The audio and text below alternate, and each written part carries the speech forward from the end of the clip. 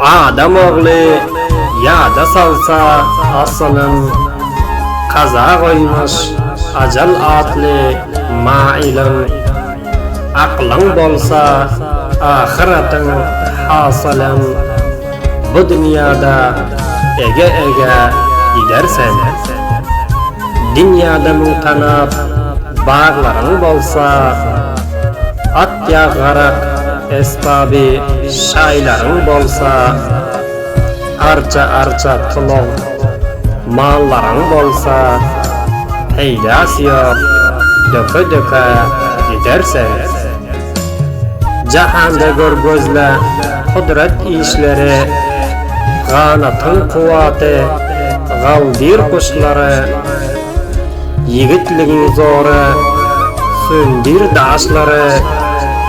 40'tan eştin çöke gidersen.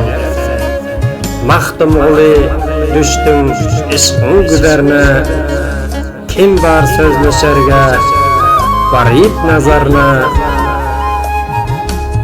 Hiç ravaş tapmadım sözün bazarına, haridarsız döke gidersen.